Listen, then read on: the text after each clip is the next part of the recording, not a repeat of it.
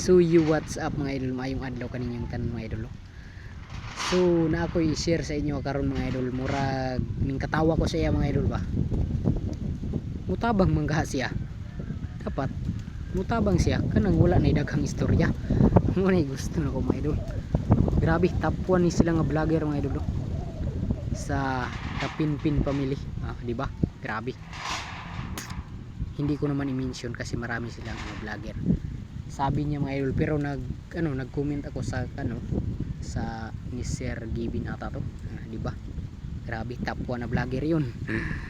Sa Kapinpin brother, dito ako nag-comment mga idol. Sabi ko, kung totoo kayong tumulong, patry nga. Patry. Kung marunong kayo tumulong. Baka puro lang salita, wala sa gawa. Yun ang sinasabi ko mga idol. Sabi niya mag-PM ako. Tapos pini-PM ko, di ba? Tapos tumawag siya, linagay ko pa yung Gcash ko.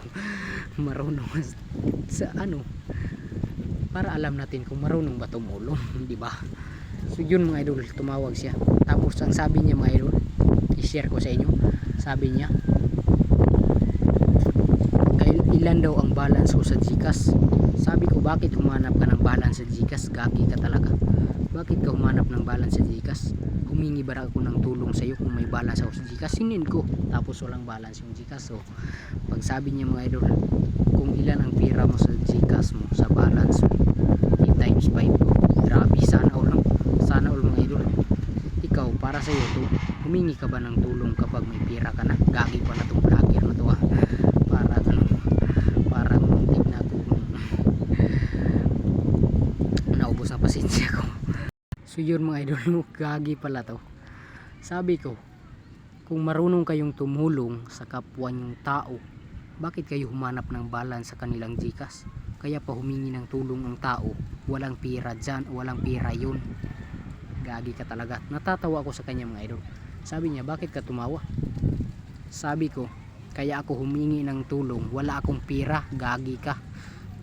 Ilapag ko yung pangalan niya mga idol, search nyo, si Kalo Kapinpin. Yun ang pangalan niya mga idol, search nyo, try nyo search. Yun mga idol, grabe, no? Magaling, no?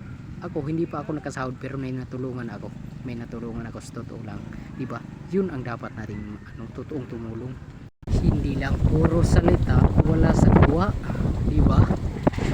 Kaya mga idol, mag-isip kayo bago kayo tumulong sa isang vlogger. Yung alam nyo na marunong din tumulong, yung maganda yung ugali, marunong din mag-isip.